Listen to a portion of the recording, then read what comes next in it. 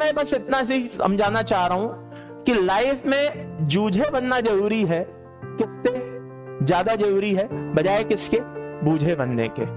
Excuse देना छोड़ो, चीजों को इधर उधर नई चीजों को तलाशने के बजाय अपने अंदर की कमी को देखना सीखो बेटा, और उसको दूर करने की कोशिश करो। नहीं तो एक बात बता दूं, सब कुछ यहीं पर रह जाना है, सिलेक्शन होने वाला सिलेक्शन होकर के चला जाना है। अल्टीमेटली लाला जूझे बनो ना कि बूझे। फाइनली सिलेक्शन तो किसका होगा, जूझे का ही होगा।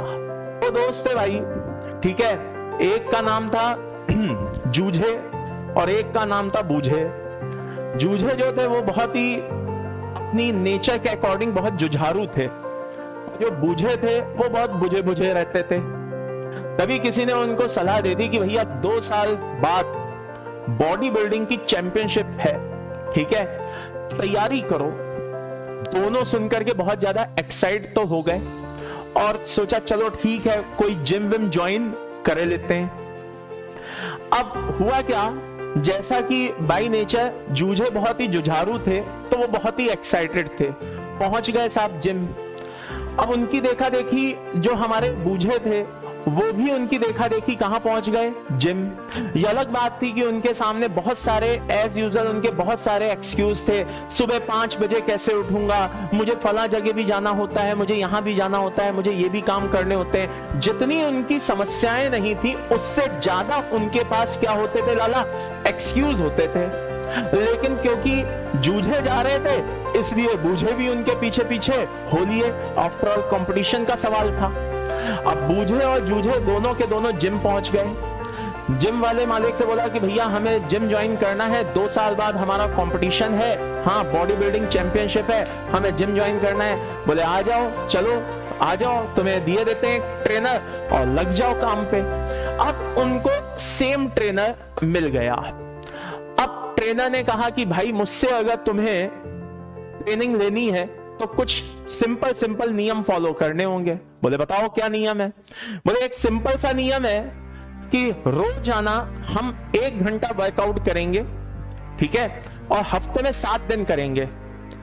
दोनों के समझ में आ गई, दोनों बहुत एक्साइटेड थे, बूझे भी और जूझे भी, दोनों बहुत एक्साइटेड थे। ठीक है साहब, दोनों ने रोजाना जिम ज्वाइन किया और अपना शुरू कर दिया साहब, एक्सरसाइज रोजाना 1 घंटे। लेकिन अब अंतर आया, वक्त बीतता गया, तो जो हमारे जूझे थे वो तो क्या थे, बड़े जुझारू किस्म के थे, उन्होंने तो अपना नियम नहीं तोड़ा। लेकिन बूझे जो थे वो थोड़ा सा लेजीनेस शो करना उन्होंने शुरू कर दिया। कभी 2 दिन गायब रहते, कभी 3 दिन गायब रहते, फिर मान लो चौथे दिन आए, उस दिन आकर के 4 घंटे एक्सरसाइज करते। उनसे बोला भैया तुम 4 घंटे एक्सरसाइज क्यों करते हो। बोले वो मैं 3 दिन नहीं आया था, तो 3 घंटे तो उस दिन की एक्सरसाइज और आज की 1 घंटे की एक्सरसाइज, टोटल कितने हो गए, 4 घंटे। बोले अब आज मैं चौथे दिन आया हूं तो मैं 4 घंटे की एक्सरसाइज एक साथ कर रहा हूं। बोले अच्छा, हाँ मैं एक्सरसाइज में कोई कमी छोड़ता नहीं हूं। जूझे बेचारा चुपचाप सुनता रहा, कुछ बोला नहीं। अब जूझे तो क्या करता था, रोज आता था और 1 घंटे की एक्सरसाइज करता था।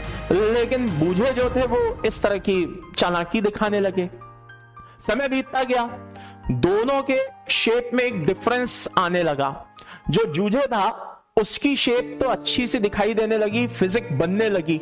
लेकिन जो बूझे थे उनकी बॉडी में बहुत ज्यादा कोई चेंज नहीं आता हुआ दिखाई दे रहा था। अब क्या हुआ, जो बूझे थे वो परेशान हो गए कि आज जूझे की तो फिजिक दिखने लगी है, बढ़िया पर्सनैलिटी बनने लगी है, और यहां पे क्या कहते हैं मेरी तो अभी बॉडी बनी नहीं रही है। वो दन दनाते हुए कहां पहुंच गए, जिम मालिक के पास पहुंच गए। बोले मेरा ट्रेनर चेंज करो। बोले क्या हुआ मालिक, ट्रेनर क्यों चेंज करवा रहे हो, इसको कुछ नहीं आता। बोले ये तो कई सालों से ट्रेनिंग दे रहा है, इसने तो कई बॉडी बिल्डर बना बना करके निकाल दिए, तुम कहां से आ गए भैया कि ये तुम्हें ट्रेनिंग नहीं दे पा रहा। नहीं नहीं नहीं, मैं कह रहा हूं ना इसको कुछ नहीं आता, ये ट्रेनिंग देने लायक नहीं है। बोले अच्छा, कि हाँ ठीक है। अब जो जिम मालिक था उसको भी क्या करना था कि भैया उसको धमकी दे दी उसने कि अगर तुम क्या कहते हैं नहीं मेरा ट्रेनर चेंज करोगे मैं कहीं और चला जाऊंगा। तो अब हुआ क्या कि जिम मालिक को अपना कस्टमर गंवाना नहीं था, उसने उठा करके ट्रेनर चेंज कर दिया। अब नया ट्रेनर चालू हो गया। अब नए ट्रेनर में उनको कई खासियत दिखाई देने लगी। ट्रेनर उनको खूब मोटिवेट करता था, बिना एक्सरसाइज कराई उनको बॉडी बिल्डर वाला फील दिलाने में लगा हुआ था। अब कुछ दिन तो ये क्या कहते हैं चला, लेकिन समय बीतता गया, जूझे की बॉडी और अच्छी शेप में आती गई। अब बूझे अभी भी क्या कहते हैं अपनी बॉडी को लेकर के बेचारे बड़े परेशान, बोले यार ट्रेनर बदल दिया, सब कुछ कर लिया, अभी भी कोई चेंज दिखाई नहीं दे रहा है। वापस से परेशान हो गए अपने ट्रेनर के। अब वापस से जिम मालिक के पास गए, बोले जिम मालिक से बोला यार मैंने ट्रेनर भी बदल दिया, सब कुछ कर लिया, इस ट्रेनर को भी शायद कुछ नहीं आता है, देखो ना बॉडी शेप में आ ही नहीं रही।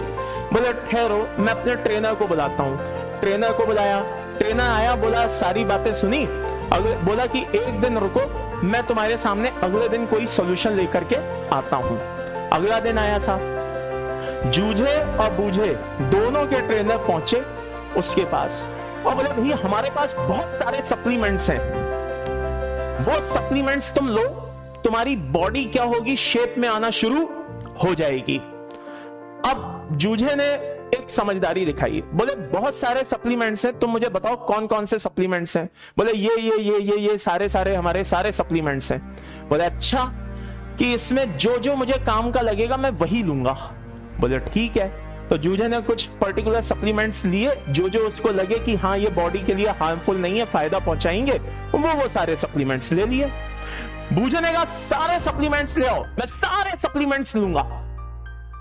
ट्रेनर बेचारे मुंह देखने लगे, उन्होंने क्या था, उनको तो अपना प्रोडक्ट बेचना था, उन्होंने अपने सारे सप्लीमेंट्स उसको दे दिए। अब समय फिर बीतता गया, अब जूझे की बॉडी और तेजी से शेप लेती चली गई। अब बूझे को क्या हुआ, शेप लेने के बजाय वो बीमारी में आता गया, बीमारी में मतलब बीमारियां उसको लग गई, प्रॉब्लम आने शुरू हो गई। देखते देखते साहब बूझे जो थे वो एक तरह से चैंपियनशिप की दौड़ से बाहर होते चले गए। 2 साल बीत गए, जूझे पहुंचा, बॉडी बिल्डिंग चैंपियनशिप में पहुंचा, वहां पे अवार्ड जीत के आया। बूझे की स्थिति यह थी कि बेटा वो ताली बजाने लायक भी नहीं रहे।